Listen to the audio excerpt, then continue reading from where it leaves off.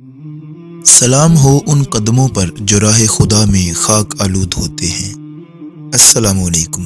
Teachings of اسلام کے ساتھ آپ کا میزبان محمد اویس قاضی۔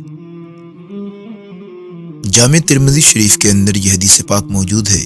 حضرت ابو ایوب رضی اللہ تعالی عنہ اس حدیث پاک کو روایت کرتے ہیں۔ سید عالم صلی اللہ علیہ وآلہ وسلم نے ارشاد فرمایا، 4 چیزیں انبیاء کی سنت ہیں۔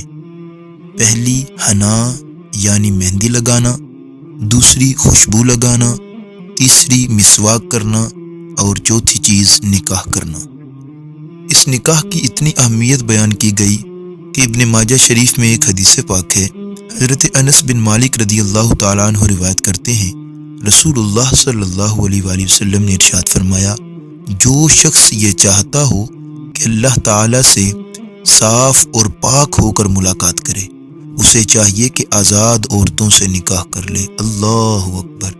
اتنی عظمت و شان کہ خالق کائنات جل جلالہ کے ساتھ کل بروز محشر گناہوں سے پاک اور صاف ہو کر ملاقات کو اس بات سے مشروط کر دیا گیا کہ بندہ آزاد عورتوں سے نکاح کرے۔ نکاح کی اتنی برکت و اہمیت ہے۔ آج ہمیں اس نیک کام سے دور کرنے کی ہر ممکن کوشش کی جا رہی ہے تاکہ برائی اور بے حیائی پھیل سکے اور مسلمان غیر شرعی طریقوں کو اپنائیں۔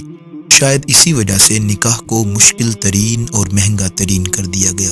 کیا آپ جانتے ہیں رسول اللہ صلی اللہ علیہ وآلہ وسلم کی اس حدیث پاک کو؟ آپ نے فرمایا، جب بندہ شادی کر لیتا ہے تو اس کا آدھا دین مکمل ہو جاتا ہے، اب اسے باقی آدھے میں اللہ تعالیٰ سے ڈرتے رہنا چاہیے۔ اللہ اکبر! دیکھیے کس قدر اہتمام و انتظام کے ساتھ مسلمان کو پاکیزہ معاشرہ فراہم کیا جا رہا ہے۔ مجال ہے ان تعلیمات پر عمل کر کے کوئی بے حیائی جیسی لعنت کے بارے میں سوچ بھی سکے؟